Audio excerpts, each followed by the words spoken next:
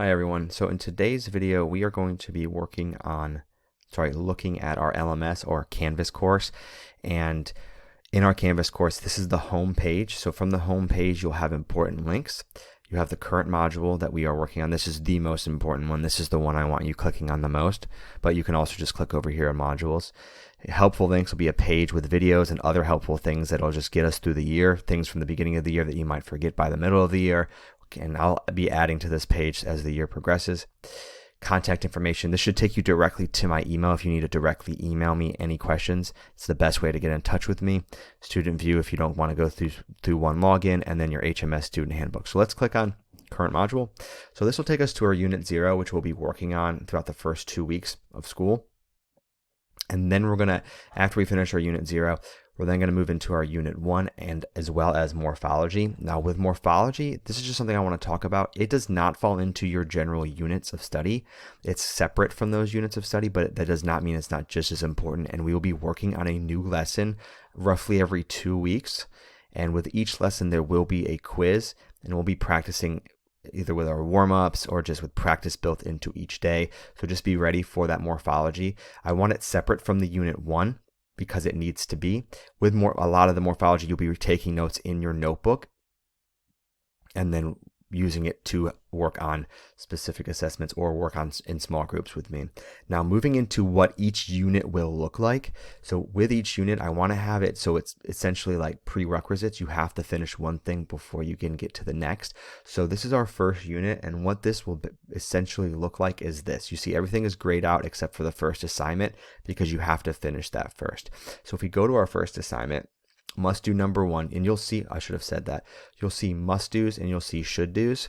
Now that does not mean that you should do them and you can get away with not doing them. What it means is if we don't score the score we need on this mastery check, we have to go back into previous must do's or reviews, and those will take the place sometimes of these should do's. But if we score what we're supposed to score and we're moving on, then we are grading these should do's, and that's the purpose of them. So looking here, this is kind of what it will look like. And please note, I say this every year, and I want to make sure that we understand it is imperative, which is a word for important, vital, necessary, that you read these instructions.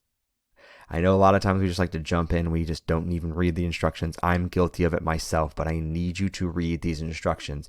A lot of my instructions have the videos linked into them, or extra help, or extra this, or something that is necessary for you to complete the assignment. For example, with this first assignment, it's the video and the notes to save you from having getting bogged down with so many Canvas things. I try to combine things as much as I possibly can. So if you look here, you click here on this link, it takes you to my YouTube video, and then you can complete the Cornell notes. The Cornell notes are also linked here. You can click continue and actually create your own Cornell notes.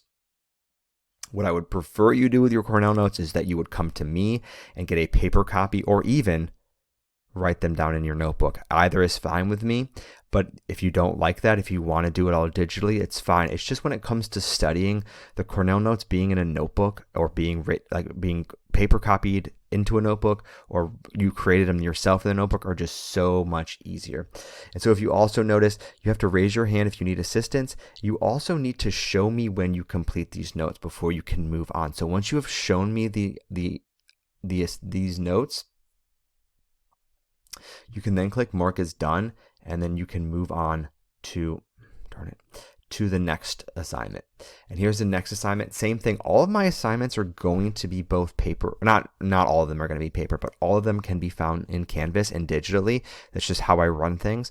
But I'm trying to get more paper back into your day. So this assignment is a text structure stations. Everything here's the extra instructions. Again, please read instructions. And then all of the stations are actually linked here for you, as well as the document that you can physically type into.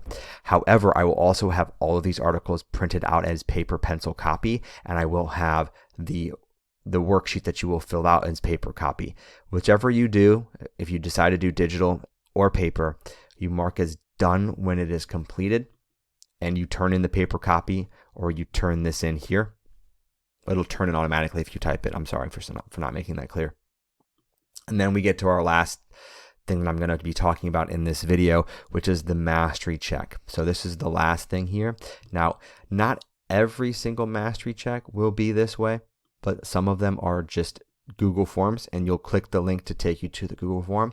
Sometimes the Google Forms, it'll be a Canvas assessment instead of a Google form. Like the test is going to be a Canvas assessment, certainly, because it's just how I have it. It's just how I have it set up. So I have this one as a Google form. You click here, and I don't want to have to go back and look in your Google Forms or find a Google form. So you just type your score in here. And now you have to get an 11 or higher. I'd love it if you scored higher than 11. 11 is actually a 69, and it's right on the cusp of where I want you to be. I want you to be a 70 or higher, but I'm not going to knock you down to points just because you got a like 1 point shy of that 70. But let's say we did really well. We got a 15 out of 16, which is I think a 94. And then you're able to then submit the assignment. And once you submit that 15, you can move on. If you submit an a 10 or lower, you want to go back and do it over. Now, if you submit an 11 and say you don't like that 11 and you want to take it again to get a better score, I'm all for that as well. The goal here is mastery. So the goal is to get the score that you are most comfortable with, and that's going to prepare you the most for the test. So once we move on from here, this is when we move on to our should do's in our first unit. And again, we're going to talk more about all of these things in class. I don't want to bog you down with too long of a video here, but just keep in mind, this is essentially how we are going to be navigating through our Canvas course. It is so important that you just understand, oh yeah, it's from 9:10 to 9:27. That means that if I miss time, I can't sit there and say, I don't know what I'm supposed to be doing. Yes, you do. Everything found in this Canvas course from 9:10 through 9:27 is what you should be working on. When you finish one thing, you move on to the next thing and continue and continue and continue. There will always be extra things for us to work on, and there will be me pulling you into small groups or individual assignments or what have you as we move through the unit. But this is the basic idea of what you should expect and what you should be working on. So hopefully this helps. Hopefully we all watch this video and we understand just how to navigate Canvas. Okay, thank you everyone.